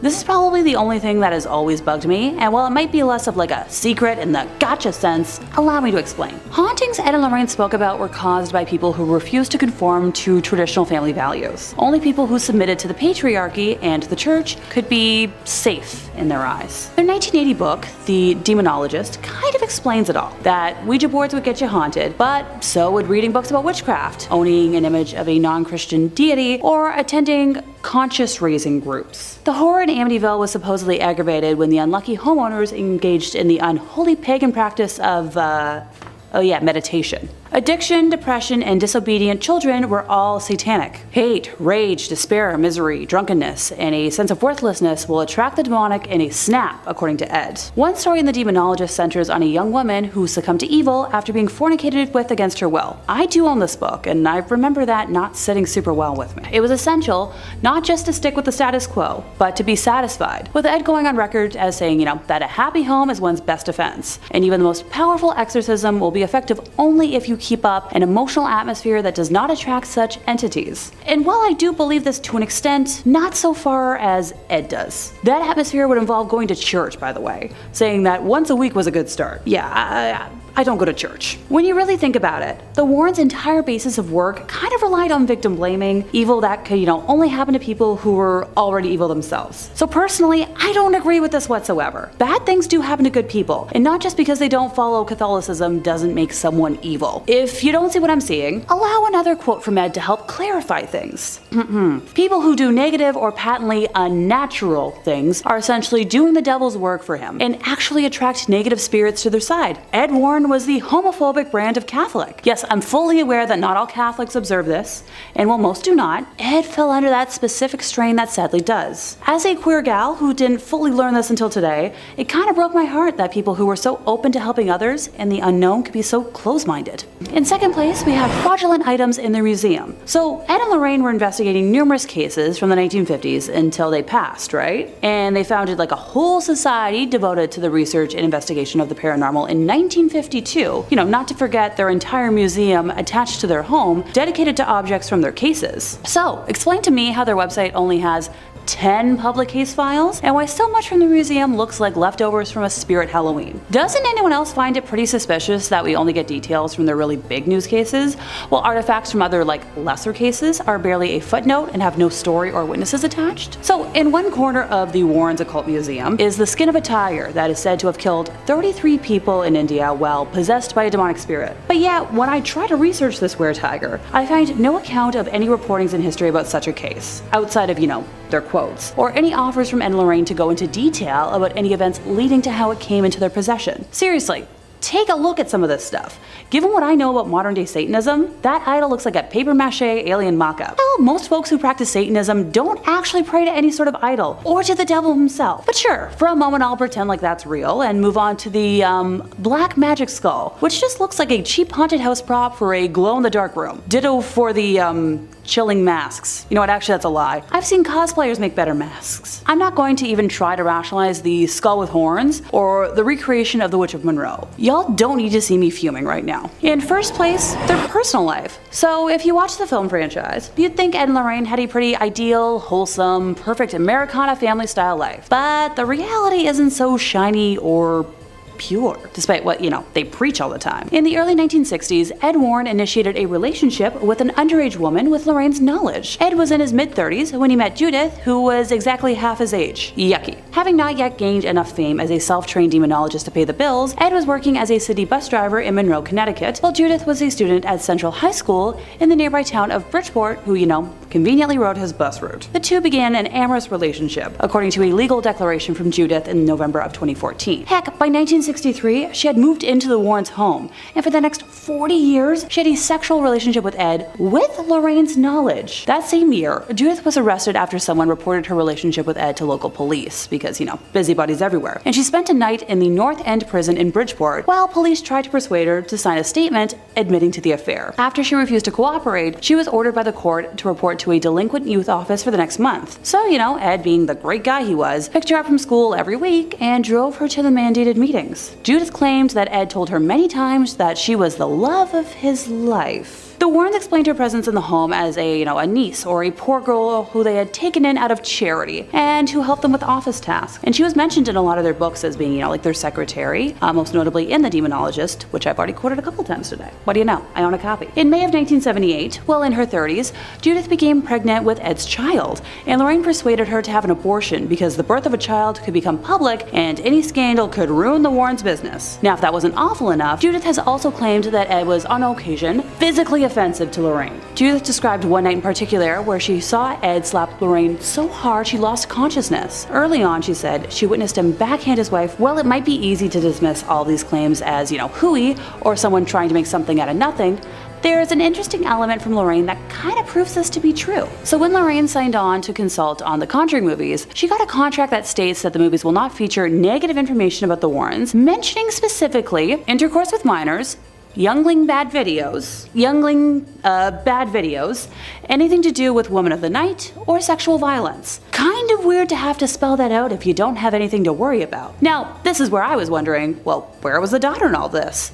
Judy is still very much alive. What does she have to say about it? She spent most of her years living with her grandma and not her parents, claiming that it was because her parents were always traveling, so it was the easier and safer option. Her parents told her that they took Judith Penny in so she could have a place to stay and watch their house. But their daughter could have helped watch the house if she lived with them. Number 5. Their relationship. Now the movies portray Ed and Lorraine Warren as a perfect couple. A pair of demonologist ghost hunters that nothing could possibly stand between. No demons, no spirits, no troubles in the marriage. Well, in reality, there are claims, pretty substantial ones, that the relationship wasn't quite as picturesque as the movies made it out to be. The pair lived with a girl named Judith Penny, someone who is notably absent through the movies. Judith later in life revealed some truly shocking secrets and allegations against the pair. She suggested that Ed acted violently to Lorraine behind closed doors, and claims that on more than one occasion he struck her. Penny said in a recording to The Hollywood Reporter, "Some nights I thought they might end each other's lives."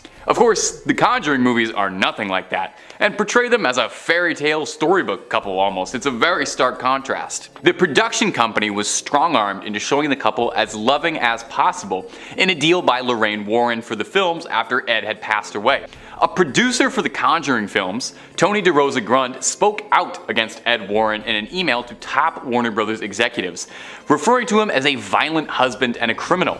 He said, "Lorraine enabled, she knowingly allowed an illegal relationship to continue for 40 years. They lied to the public." Now we've got lots of videos on Ed and Lorraine Warren, whether you're a fan or a hater. We've got lots on the topic. But if that's not your jam, we've got cryptids, conspiracies, true crime, fake crime, aliens, pretty much anything scary under the sun. Top 5 Scary's got a video for. So click on through, find something to scream at, and subscribe, but do that when the credits roll, okay? We worked hard on this video. Number 4. Judith Penny. Perhaps the most serious claim regarding the pair had nothing to do with ghosts or spirits, but it was the nature of the relationship with Judith Penny and Ed Warren. In 2017, evidence surfaced from Judith herself to suggest that the movies left out one of the biggest details of their lives, that Ed Warren was involved in an extramarital relationship with an underage girl. Judith has sworn that she spent 4 decades living in the Warrens' house as Ed's lover, but that the relationship began when she was 15.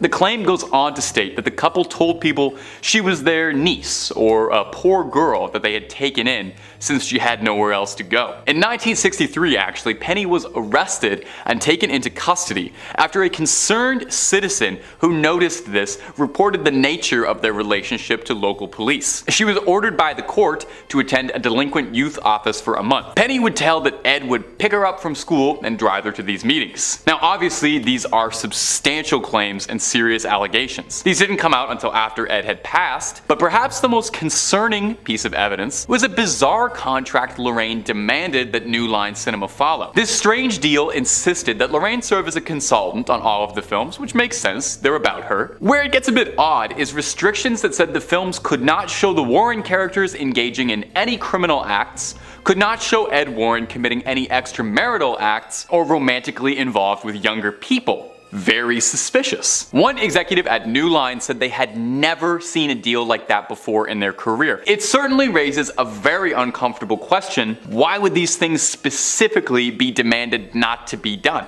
Number 3. An exorcism. To some, the ultimate paranormal dream would be getting to ride shotgun with the Warrens on one of their cases, getting to experience the paranormal firsthand under the tutelage of those who have battled it their whole lives. It would be like if Obi-Wan Kenobi picked you up on some backwater desert planet and asked if you wanted to go on a great adventure with him. It would be awesome. Well, some people get to live their dreams every day, Like me, you know, my dream was to stand in front of a camera and talk about ghosts all day long. A YouTuber by the name of Haley Reese got the rare opportunity to meet Tony Spera, the husband of Judy Warren, daughter of the family, and Lorraine Warren a bit before she passed away, and she got a blessed look into some never before seen footage of the pair of demonologists conducting some field work, namely an exorcism. Now the person being exorcised, their name is Roberto, but they've been blurred out to protect their safety. Demon possession is one thing, but doxing is a whole other. We see Lorraine and Tony both fiercely conducting an exorcism, locked in a spiritual battle against the forces inside. We hear Tony asking for the demon's name repeatedly, not just because he's a friendly guy, he seems like he's pretty friendly, but because to properly drive a demon out of a host, you need to know its name. Well, just listen to what he answers with, it's gonna shock you. Beelzebub. Now there's a bit of discrepancy whether or not Beelzebub and the devil are considered different entities. Depending on the text you're reading or the mythology, sometimes they are, sometimes they aren't. Either way, it's bad news. It's not something you would like to invite inside you. The worst part is if you're listening, apparently that's not even the only demon inside. It was like a clown car of demonic energy inside one guy. Now, thankfully, after a tough battle, they were able to get all the demons outside of him and hopefully banish them all away. Do you think it leaves like a weird taste in your mouth after you've had demonic possession? Like, you know, when you wake up, like after having a nap and your mouth just feels weird? I feel like I need to brush my teeth a few times at least afterwards. Number 2, Annabelle on tour. Annabelle is the #1 name in cursed dolls. Sorry Megan, we love you, but Annabelle's got staying power and she's just been here longer. More movies too, although on a side note, I'm hoping they make more Megan movies. As such, Annabelle has become quite popular, with a lot of demand for the cursed toy, despite the fact that, you know, she's got a demon inside of her and is apparently very evil, and she should be kept under proper lock and key. Did you know that there was a significant enough demand for Annabelle that she tours? Yeah, you heard me right. Annabelle tours. And you know what? I think that's great. Girl, get it. You gotta get that bag, you know? The movies made you a star, really propelled you to the world stage. It would be a shame to keep you locked up in Connecticut when your fans are waiting. A recent clip made the rounds on TikTok of a paranormal investigator, Eric Vital, transporting the allegedly haunted doll to take her to Paracon, a convention for ghost hunters and paranormal enthusiasts to break bread, swap stories, and pick up cursed goods. Founded in the Warrens' memory to carry on their legacy and establish a community of ghost hunters. Eric is part of the New England Society for Paranormal Research, the foundation created by Ed and Lorraine to further the development and research of the paranormal. Now this short video of him unpacking Annabelle got all kinds of attention on TikTok, mostly from people wondering why you would want to take her anywhere, or why you would want to get your hands on her at all. I mean, inside the case she's carried and literally says do not open under any circumstances. Now Eric did understand this, and he assured that those who are worried that they take all the proper precautions, and that's not just putting Annabelle in a seatbelt. We take this very seriously, he said. Our faith is very strong, all of us. So we bless the van. We all have enormous amounts of holy water. We have a priest come in, bless the area, and bless the items. And maybe put her in a car seat too, just to be safe. And number 1, Buddhist exorcism. You know, it wasn't just the United States where Ed and Lorraine worked on their cases. If there was a call for it, the Warrens would do their best to answer. Plus, I feel like if you only ghost hunt in one country, you're missing out on so many good demons and scares. If you're a fan of the channel, then you know by now just how many really fascinating cultural and regional monsters that exist out there and all the different ghost stories that exist.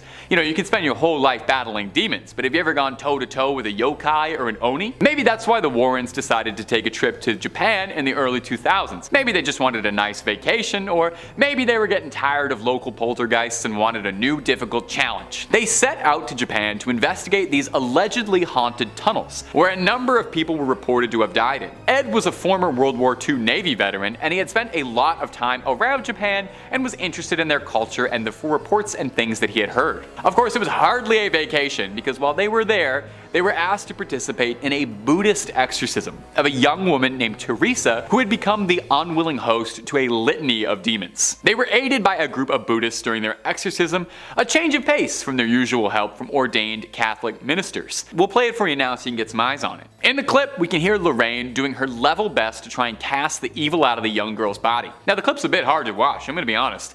Seeing somebody writhe around screaming in what looks like agony, but Luckily, they're being tended to by the experts, I guess. If there was anyone you'd want, it would probably be Ed and Lorraine and a group of Buddhists. Ed and Lorraine said the Buddhists were extremely helpful, saying they were cut from a different cloth. And if they're ever running out of Conjuring movies or running out of ideas for them, I think they should start sending the Warrens internationally. Or just stop pretending they're based on true stories altogether.